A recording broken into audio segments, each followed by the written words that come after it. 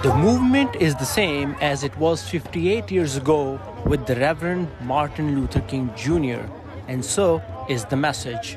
It's important because Dr. King was here and Dr. King secured the Voting Rights Act of 1965. This is a continuation of that effort. We are here to protect what Dr. King secured. We came to strategize and organize and mobilize. This year's March on Washington is aimed at reversing changes to the Voting Rights Act of 1965 made by the U.S. Supreme Court in a 2013 decision. It's a racist system. It's a system that wasn't built for fairness or equality.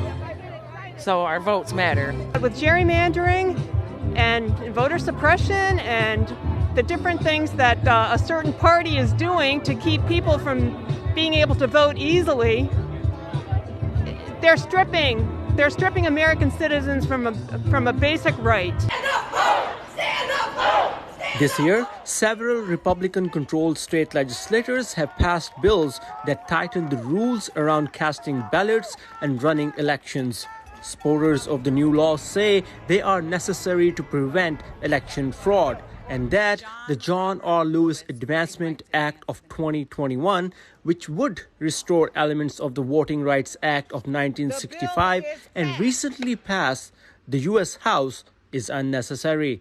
So there's no threat to the voting rights law. It's against the law to discriminate in voting on the basis of race already, and so I think it's unnecessary. We haven't had fraud in this country in elections since probably the turn of the previous century.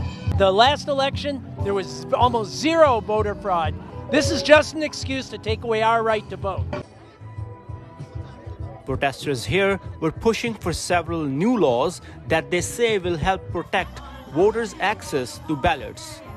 If it were possible to eliminate gerrymandering, to make it easier for people to register to vote, to make it easier for people who don't have identification to get an ID card. Along with voting rights, many here were also demanding that elected officials push for Washington, D.C. statehood.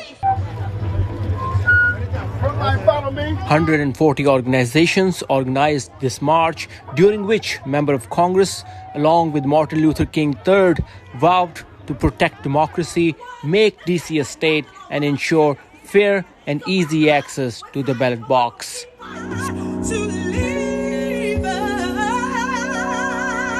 Saqib Islam, VOA News, Washington.